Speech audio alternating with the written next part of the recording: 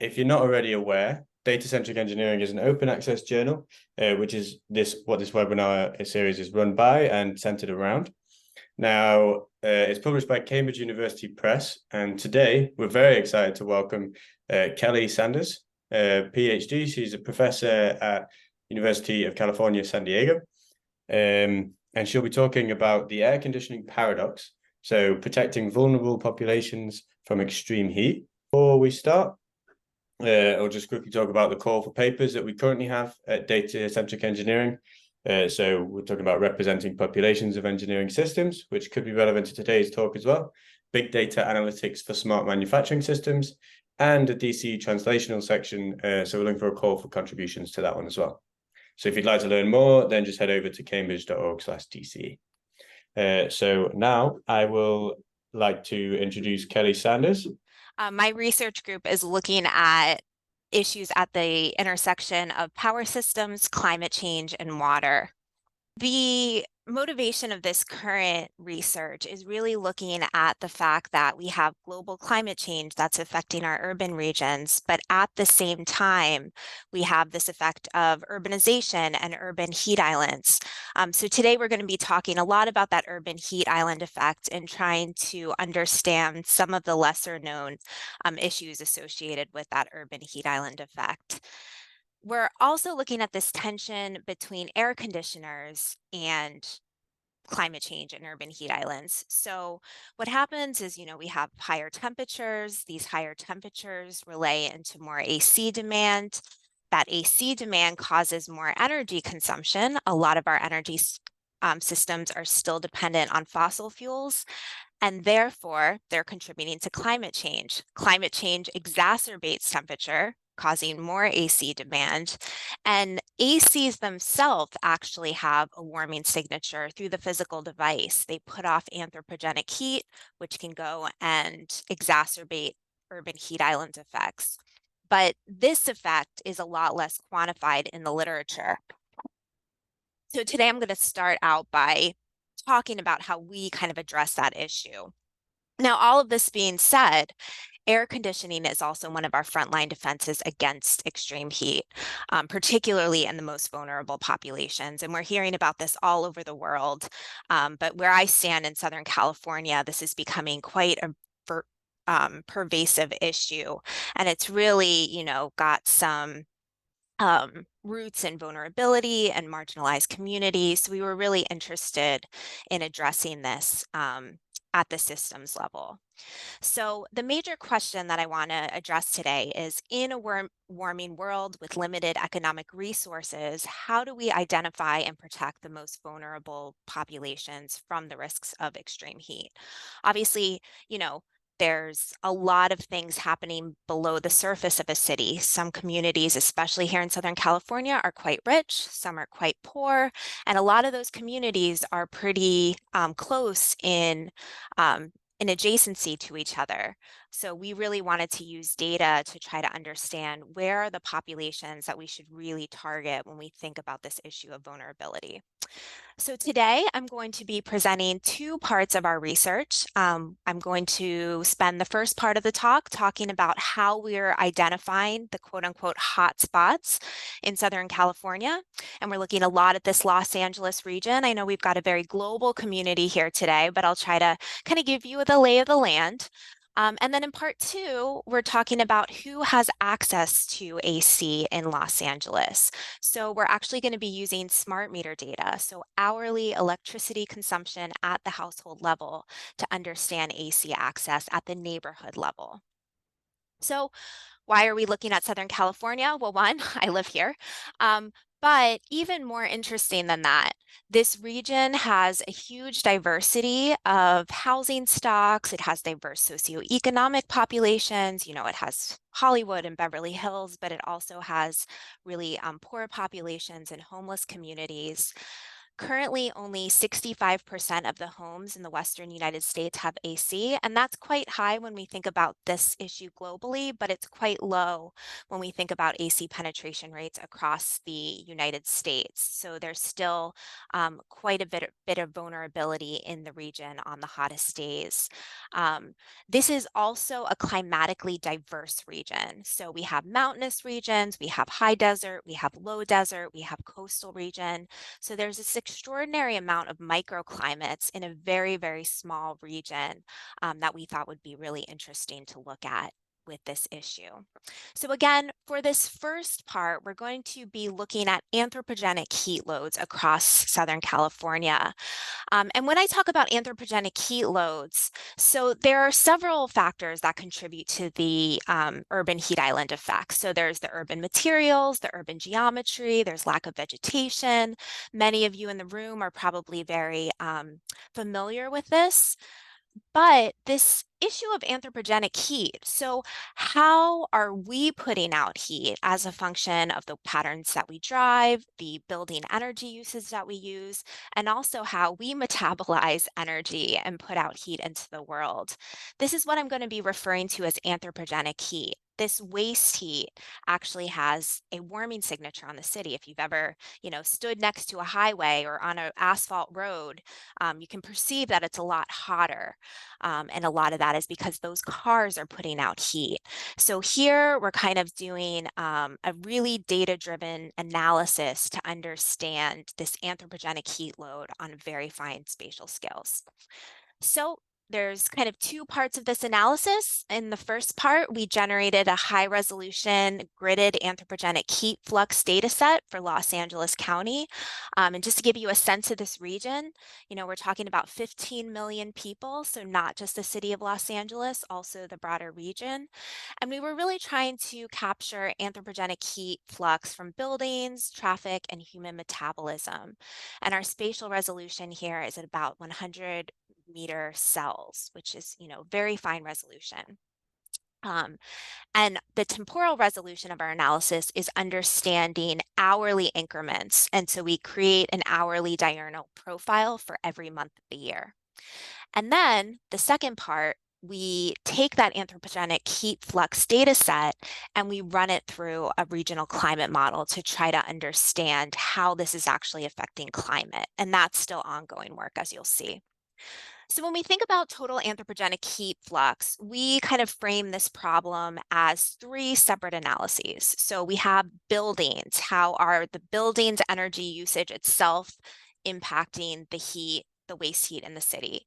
Then we look at traffic patterns, and then we also look at human metabolism. And I'm going to dive into the details of each one of these parts of the analysis as we go on. We kind of are using a hybrid top-down approach to estimate the contributions of these three aspects to the urban landscape. And the key assumption here, which we can talk about in questions if you're interested in diving more, but this is kind of the standard way that the literature addresses this issue. We're basically assuming that energy consumption equals anthropogenic heat. We have conservation of energy. So eventually all of the energy that we could consume gets ejected to the universe, if you will, as waste heat. So that's what we're basically doing here. So many data sets had to be cleaned, filtered, and harmonized to generate the high resolution gridded anthropogenic heat flux data set. So this isn't, the fun part of the analysis, but as everyone in the room can recognize, this is really, the backbone of the analysis is just getting these really diverse data sets to speak to one another. So we're using a huge diversity of data here. So we're using building data sets, we're using energy data, we're using natural gas data, electricity data, we're using commercial and residential load profiles that we've generated based on smart meter data. And I'll go through that a little bit more in detail in the next few slides. We are looking at traffic patterns. So we got traffic flow data that we don't have perfect traffic flow data like we would if we had access to Google, but we do a lot of modeling and data analysis to try to understand the patterns of traffic flow and the density of traffic flow for this analysis. And then we have human metabolism. So we generally know what population density is from, a housing perspective, but we also went as far as to try to use data to understand commute patterns. How are people traveling from where they start at the beginning of the day to their workplaces, for example? How are they going and moving through the city, and how does that affect this anthropogenic heat flux? So the first part of these three, we're going to talk about the buildings.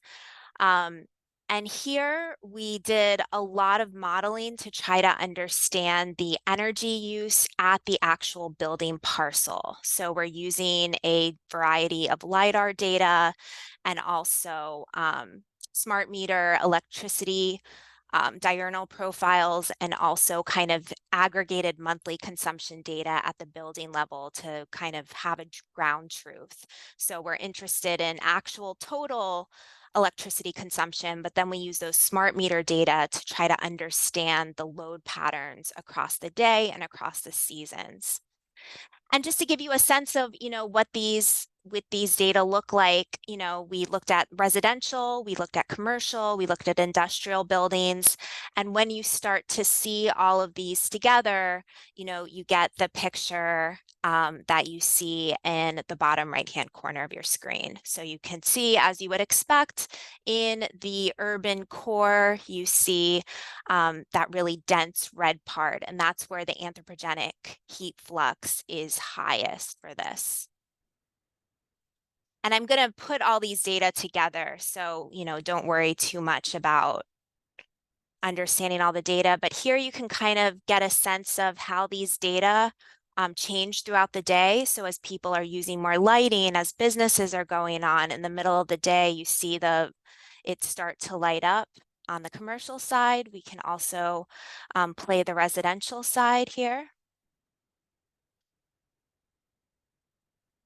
So you can see the changes throughout the day as people go to work, as people use devices in their home. You really start to see that dark red into the early evening, as you would expect in the residential sector.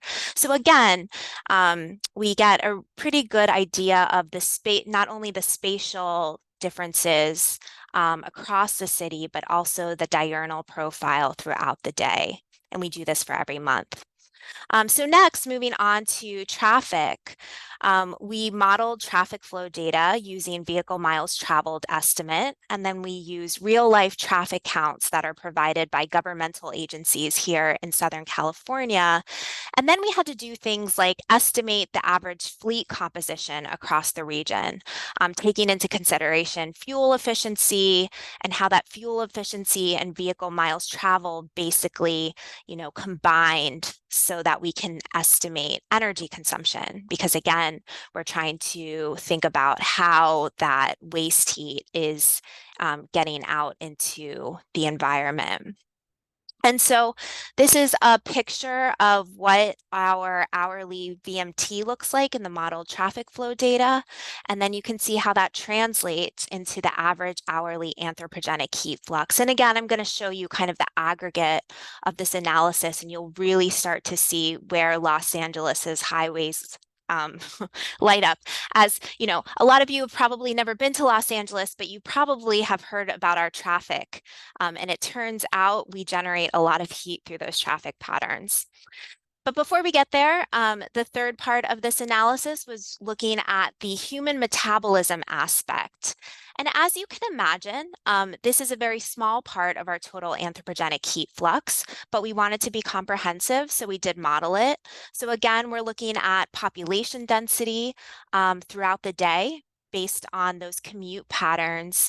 And you can start to see, on the right-hand side of the screen, how that translates into daytime anthropogenic heat flux and then nighttime. During the day, humans are moving, they're running, they're walking. So you see that the metabolic rate of an average person living in the city goes up during the day. And so you can also see that signature here. So the next part of the analysis, we're kind of putting together these pictures of buildings, traffic, and metabolism to try to understand what is the spatial spread and the diurnal profile of this total anthropogenic heat flux across the entire region of study. So I'm going to show you those analyses. And so here we're going to see an animation. Of how this goes throughout the city. And so you can see how during the day this graphic really lights up because people are using a lot of energy throughout the day. They're not sleeping. So you see that there is a very, very strong diurnal profile. You see all those highways lighting up, all the people sitting on the highways, idling their cars. And then you also see a lot of the urban cores. And on the next slide, I've taken a still screenshot of what you just saw, and you can start to see the urban core. So central Los Angeles, Beverly Hills, Santa Monica on the coast, and you see that those are where the densest urban regions are in terms of the buildings. But then outside of those regions, you really see the arteries of the traffic patterns. So this is what the entire anthropogenic heat flux looks like, when you look at it over a single hour. When we analyze these results by neighborhood, I know most of you online won't be familiar with the names of these neighborhoods, but the thing that I want you to take away from this particular image is that the anthropogenic heat flux in each neighborhood really varies in terms of whether it's in a really dense region populated by a lot of buildings or whether it's really closely adjacent to a highway. So overall, the contribution of traffic and buildings were about equal, but you can see that these results really vary by neighborhood, considering the actual urban landscape of the neighborhood, which is kind of interesting. So it kind of underscores the importance of looking at this from a systems perspective. When we look at these diurnal profiles over time, so what you see on the left-hand side of your screen is the spatially averaged hourly anthropogenic heat flux across different spatial extents. So the bottom gray line is the entire average anthropogenic heat flux over LA County. And LA County, just to give you some sense, LA is not a very dense city. So this includes rural regions, suburban areas, and then densely, the urban dense cores. And so you see when you average all of those out, the anthropogenic heat flux is not very high. It's a very kind of muted flat line. But if you look at the green line, on the other hand, those are all the neighborhoods that are concentrated near highways. And so you can see that the anthropogenic heat flux, even when you average it across those neighborhoods, is about 4 times higher than the countywide mean. So there is quite a diversity in how this anthropogenic heat flux really varies across this urban landscape. And you really start to see the contributions of each individual census tract or neighborhood when you look at all of the aggregate to get data together on the right-hand side of your screen. So you can see some neighborhoods have a huge midday peak, some are in blue are quite flat, and those are going to be the regions that are pretty far outside of your urban core and might also have a lot of access to green space. So the next part of this analysis, and this is ongoing, so I'm going to disappoint you here, but we're basically taking this anthropogenic heat flux that you see on the left-hand side of your screen, and we are feeding it into a weather research and forecasting model. And we're modeling these results at a 2-kilometer resolution. And we're trying to understand what's the contribution of this anthropogenic heat flux on regional climate in Los Angeles. So we're trying to take those, watts squared per meter results and translate those into actual temperature results. And we're still running these results. This is a study that's still in progress. But our very kind of brute force model suggests that we're going to see about a temperature increase of about 1 degree Celsius based on very conservative estimates. So again, where those neighborhoods are located very, very close to cities, you're probably going to see a much bigger temperature change during certain hours of the day. So we're really trying to understand, where is this peaking in terms of the climate impact, but also how does this change diurnally? Because that has a really big repercussion for air conditioning. As you know, if the city tends to hold more heat during the night, and so you don't get that cooling effect. And so that leads me to this next study. So kind of putting a pin in that study for a second, we'll revisit it at the end. We wanted to understand who has access to cooling in Los Angeles. So now we're using hourly smart meter data to understand what populations tend to have high penetrations of AC access and which neighborhoods have very low penetration of AC access, because those tend to be the communities that are most vulnerable to this extreme heat. So we're trying to address some of the existing shortcomings in the literature. So the spatial resolution of data sets is typically on the range of states or counties or climate zones. So you're really not getting insight into who has AC and who doesn't. Most of the AC penetration rates that are reported come from very large utilities that are based on survey. So the information is quite imperfect. So our goal here is to develop a framework that evaluates whether or not a household has air conditioning using their smart meter data. And we were really lucky here. We got access to 180,000 households across the region. So here on the map, you can see the areas in red are weather stations. So we're using a diversity of weather data. And you can see the household spread in terms of the household density of data that we have across the region. So again, I know a lot of people aren't familiar with California, but this region is very diverse climatically. You see that there's coastal regions. There's also the Mojave Desert region, which is very hot and very low. It has very low humidity.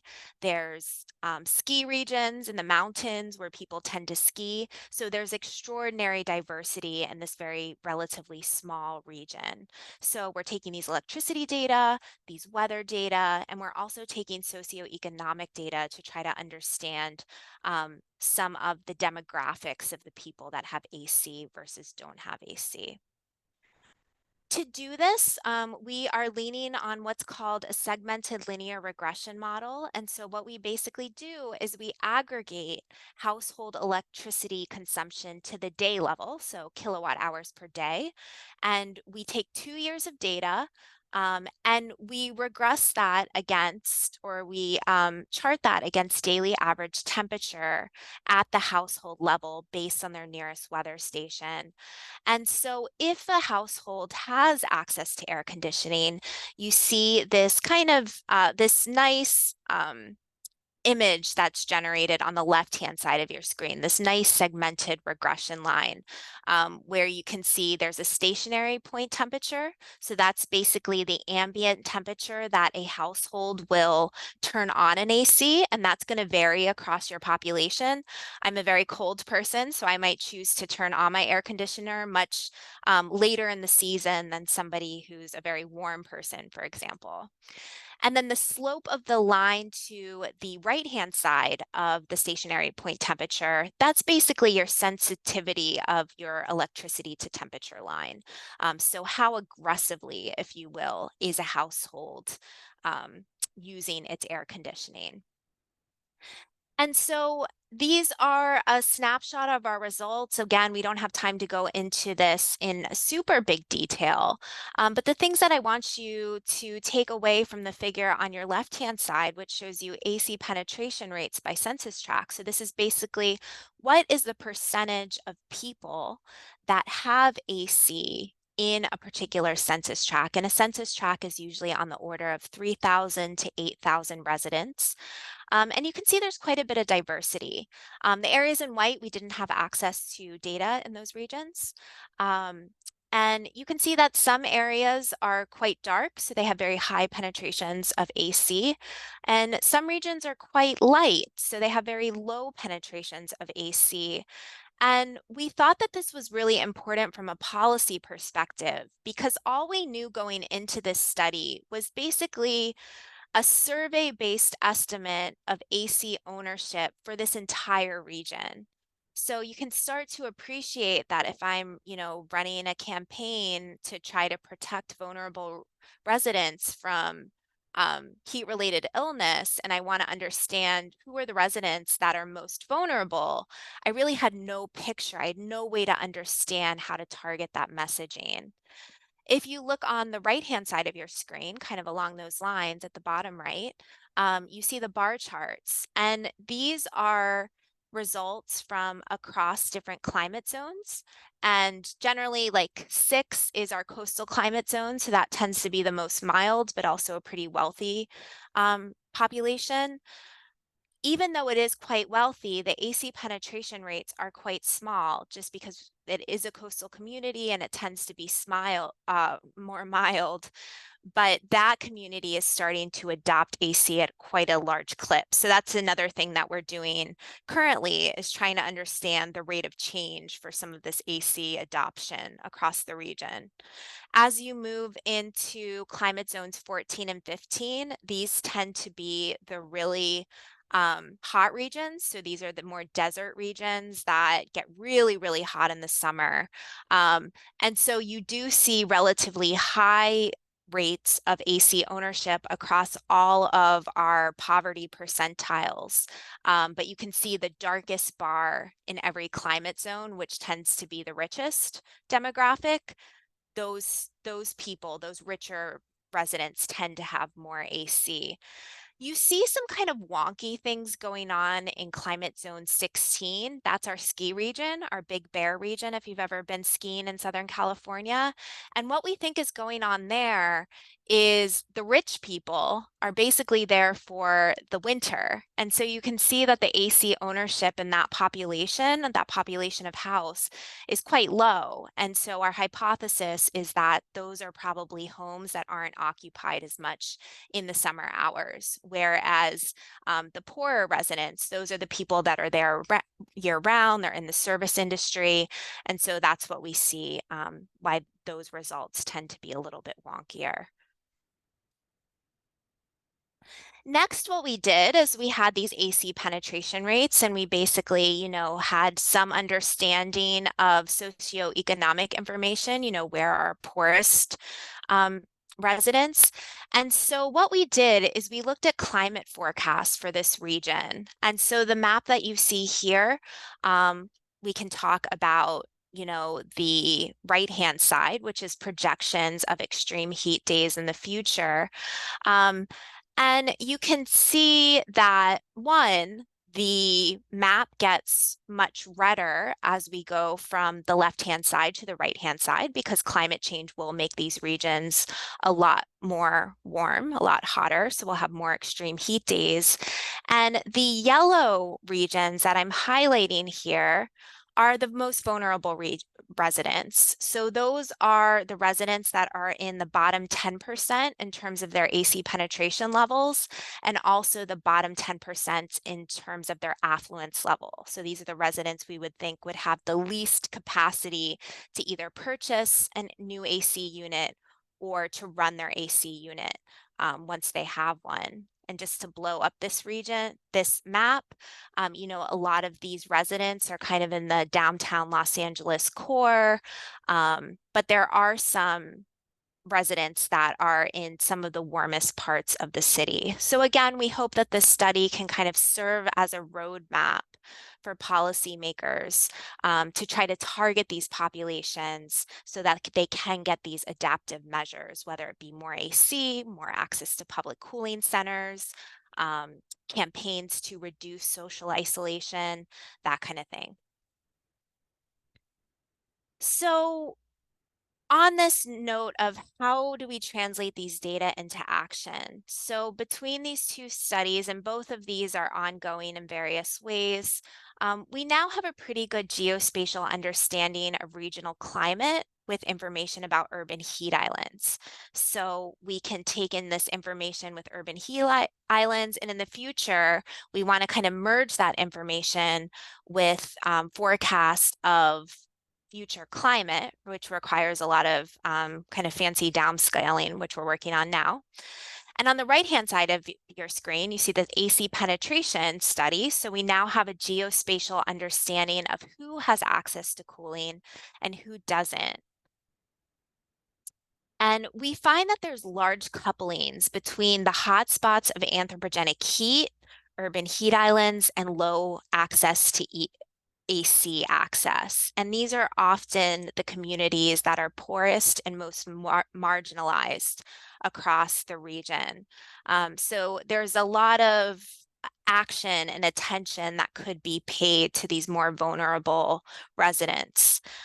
But this idea of vulnerability is bigger than these two studies. So in our current work, another one of my PhD students is looking at kind of combining the results of these studies to quantify actual heat-related vulnerability. And his study is really trying to understand what is the heat sensitivity of these micropopulations at the census tract based on their underlying health conditions, race data, socioeconomic information, that kind of thing. So we're doing that using principal component analysis. He's looking at heat exposure. So we're looking at really detailed weather data across the region. And eventually we want to kind of merge these this information of urban heat islands into those information sets to really get a good understanding of heat exposure. And then we're interested in adaptive capacity. So even if you're a sensitive population, so if I'm someone who has underlying health conditions that makes me sensitive to heat, if I have an air conditioner and if I'm relatively wealthy, I'm really not that vulnerable. So adaptive capacity, understanding, does someone have access to a residential air conditioning unit? Or does that person, kind of as a second mechanism, have access to public cooling centers? So that's another analysis we're doing. They might have the adaptive capacity to offset some of their heat sensitivity. So we're really trying to build a picture of this vulnerability. And you can see some of our preliminary results in this picture here. So as I wrap up here, and then I'm very happy to take questions that you might have. We're interested in using detailed data-driven insights to create targeted policy response to balance this so-called AC paradox. And again, just to remind you, it's this idea that cooling, like the global energy demand for cooling, is expected to explode, which is bad from the standpoint of mitigation, right? Like the more fossil fuel emissions that we put out into the world, the worse climate change gets, the more AC we need. So there's this kind of positive feedback level or feedback loop. On the other hand, air conditioning is absolutely the first line of defense against or for protecting us against extreme heat. So we really shouldn't use that as an excuse to restrict AC usage in the communities that need it. And so we need to think about, how do we get really, really energy efficient AC units like heat pumps and that type of thing. But this study really underscores, one, how do we protect the most vulnerable people and get them access to energy services and AC units and cooling centers? So we've been looking a little bit at the policy part of this. And also, how do we manage these air conditioning and anthropogenic heat loads more generally? So there is this positive feedback loop where the more energy we use, the more anthropogenic heat we create and the more cooling we need, creating this loop. So demand side management strategies, conservation, energy efficiency, weatherization interventions, innovative AC timing strategies. So things like pre-cooling is something we're working on in our group. Heat mitigation strategies to reduce our energy consumption more broadly, like cool roofs, cool pavements, that kind of thing, are going to become increasingly important in the future. And we hope that these data-driven vulnerability maps can really help inform these campaigns to target the populations that need the assistance most. So with that, I will wrap up. Feel free to contact me if you have any information about, or if you want to speak about any of these studies more broadly. I really apologize that my camera is still not working. I'm going to see what I can do. But with that, I will, I guess, stop sharing and see if, while Marcus is talking, if I can get a better video setting here.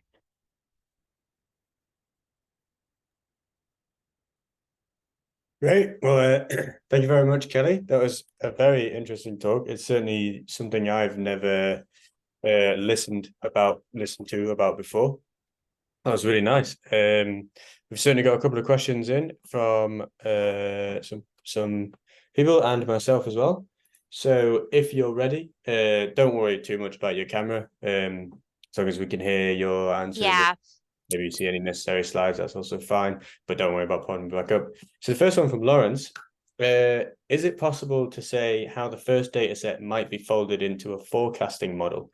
So would this be some sort of data-driven component to existing weather forecasts, or anything else from that, or like prior models or something? Yeah, so we're working on that part right now. One of my students who's really a climate modeling expert is trying to use that regional WRF model to understand, what's the dual contribution when you consider these urban heat islands and also future climate projections. So the modeling challenge there is taking the global climate change projections and downscaling them into a resolution that can be read by the more regional climate model. And so that's what's happening on the temperature side. And then on the anthropogenic heat slide, we're developing a lot of scenarios. So what happens if you implement wide scale energy efficiency campaigns? What happens as more cars transfer into electric vehicles as opposed to internal combustion engines? So we're creating a lot of these future scenarios to try to understand how these anthropogenic heat fluxes might change in the future. Cool, great, thank you. And then I'll do one from me and then another one from Lawrence. So on slide 35, I think you showed how like the different climate zones, either on the LA County or towards that sort of side of California. I think it extended beyond the LA County. My geography of California is not amazing. How do you think, like in the future, because obviously a strong motivation for this research is for climate change and how we can start to mitigate that or build resilience against that. How do you think, because obviously the climate change will change, will the climate change its effect depending on those climate zones? And then how do you think that might affect the AC penetration rates in those zones? So if I understand the question correctly, climate change is going to affect these different climate zones differently. And so how might that affect vulnerability? Am I getting that correctly? Yes. So firstly, does it affect the climate zones differently? I assume it does. And then, yeah, how does it affect the vulnerability, do you think? Yeah, as we think about this into the future, there's kind of interesting trade-offs because one of the interesting things that we've learned about heat-related illness over time is it's actually sometimes the communities that aren't used to extreme heat that are the most vulnerable because they're the most unprepared. So like if a heat wave comes through coastal California, and a lot of people don't have access to air conditioning, it is a wealthy population, so maybe they can go to hotels and things like that. But a lot of times it's these communities that have relatively lower AC penetration rates that are most hit. And so the desert regions, as we saw, tend to have higher AC penetration rates. So they're actually kind of the most equipped to deal with this extreme heat issue right now. But they're going to get more aggressive in the way that they use their air conditioners as time goes on. And one thing we're starting to think about a lot is power outages. So what happens if you're in the middle of a heat wave and you're in one of these really, really hot regions, whether you have AC or not, a power outage could create a huge amount of vulnerability. So I think moving into the future, I actually worry about the climate zones that are a little bit more mild now, but are expected to get hotter. Like, I think those are the communities we really need to focus on in the short term. But as we address the kind of medium term to long term concerns, we also have to think about building and resilience into these communities, because even the communities that have very high penetration rates, like the desert, are going to deal with, power outages and issues like that can make them very vulnerable. That makes sense. And then I guess, and you showed as well that there's this like linear power usage compared to temperature, but then it's that kind of shoulder function that then adds the non-linearity, right? Because as more and more start to adopt it, it's no longer linear with that. Does that make sense? Sorry, I've explained that terribly. But No, I know what you're saying. So you're describing, and I'm happy to pull up slides if anyone's interested in looking at it. But what you're describing is that linear regression, and that's for a single household. So that looks at a single household, do they turn on their AC, and then how aggressively do they use that AC? And so that's going to change across every household, depending on how energy efficient their home is, how low their thermostat is, how well insulated their houses, things like that. And as more and more people adopt AC, you're going to see the growth in consumption, not only because more adoption, but also from basically the steepness of that line, which you're alluding to, will grow. So it won't be linear. Yeah, that makes sense. And then it becomes a cyclical problem, because as that gets steeper, we use more energy, potentially more climate change, blah, blah, blah. Right. Yeah, well. Okay, so question 2 from Lawrence. He said, there is a nice distinction between models for AC/not AC. Is categorization of the home types automatic within these large data sets, or do you need some kind of model clustering, or even if that's necessary? Yeah, so in a perfect world, we would have perfect data about every building or every home in our data set. Unfortunately, we are far from this perfect world. So we do try to match our data set at the census level with building assessor data, but we don't actually have information about the unique home that we have the smart meter data for. And so we're really just looking at the relationship between temperature and this specific home's electricity usage. We think that that's good enough to understand basically the yes or no of whether or not this house has AC. But as we're building on this study, we're really interested in understanding characteristics of that cooling usage.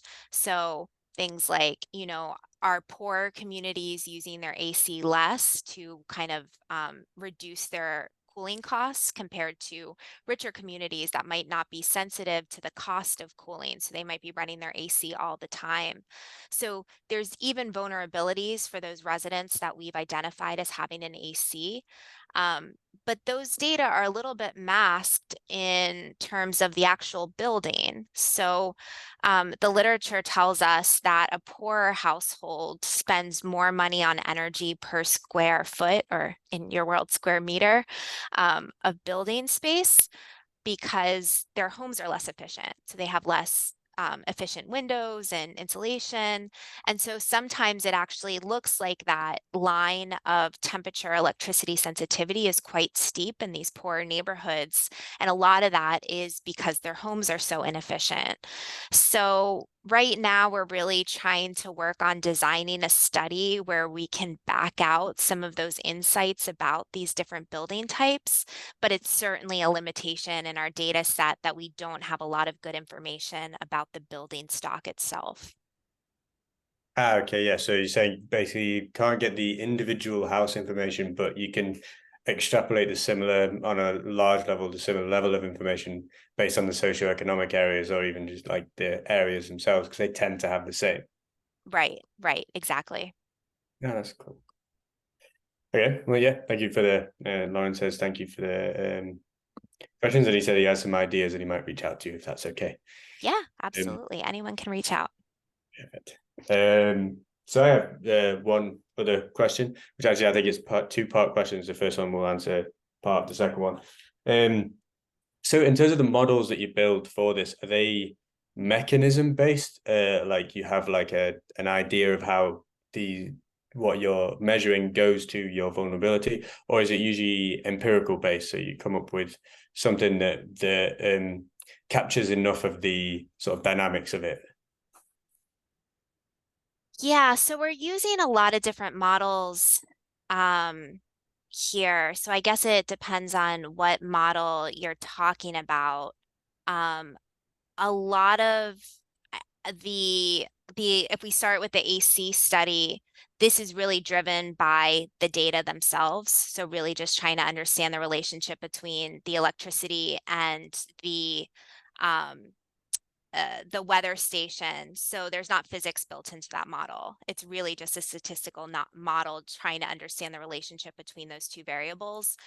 Whereas our weather, our regional climate study of anthropogenic heat, we're feeding these anthropogenic heat fluxes into a regional climate model that's really interested in the physics of um, the landscape. So we're thinking about things like how does the urban landscape itself hold heat? Where is the green space? How is radiation reflecting on various surfaces of the model? What are the material properties of the urban landscape itself? What are the proper, so that's definitely more of a physics driven modeling Mm-hmm. Okay, so portion. does that mean that when once you provide the data into it, does it come out as something inferable, or is it usually still quite difficult to get exactly what you need from there? It's open to a lot of interpretation, I guess. It's inferable. It's Yeah. yeah, we're trying to run a lot of simulations to infer some of our insights, but the one single simulation can't give us all of the insights that we want. Mm-hmm. Okay. Again, I also have some ideas, so I might contact Yeah, you. absolutely. And then again, so building on that again is depending on these models that you use. So I noticed I think it was on slide 38, you were talking about a PhD student of yours who is looking at different approaches into, can't remember exactly what it was they were doing. It was a bit quick. But so one of the things that you mentioned, they use things like PCA and things like that. A lot of these are linear methods of decomposing or what's the word I'm looking for? Dimensionality reduction techniques. But if Right. you're, I mean, obviously this is an incredibly complex system. There's probably going to be a lot of non-linearities. Do you find any hurdles that come with that come with using these sort of linear assumptions of the decomposition? Yeah, so there's definitely some limitations there. The way that we're using the PCA analysis specifically is trying to understand the relationship between the variables that affect somebody's heat sensitivity. So that part of the model, the PCA is being used to understand how things like poverty levels, household income, race, um, all kinds of demographic data and then also health data. So we've taken a lot of health data from the Center for Disease Control, for example. So we're trying to understand the relationship between those variables before we do the PCA. And then the PCA is helping us understand that heat sensitivity part. But then we're adding these components of exposure, which is the climate part, and the adaptive capacity. So, which is, does somebody have access to these interventions that actually help them um, Mhm. mitigate some of the exposure risks? So, we haven't, that study is quite early. So, we're just working on the PCA now. And Mhm. so, it's a work in progress to think about how we're going to relate these different elements together to get a more comprehensive vision of vulnerability, because there are a lot of limitations to PCA itself. Okay, yeah, great. No, that sounds fantastic. Okay, if there's no more questions, then we're pretty much bang on time. So I'd like to say again, thank you to Kelly for your talk. It was super interesting. Thank you for taking the time and very early over in California to do so. And thank you everyone for attending, sorry. Before you go, we will be hosting another DCE webinar again in around a month. We'll announce that sooner or later, but so please do follow us on Twitter, and LinkedIn to get those updates. But enough about the next one. Thank you again, Kelly. Thank you for talk and for answering everyone's questions. Thanks for the invitation. It was really fun.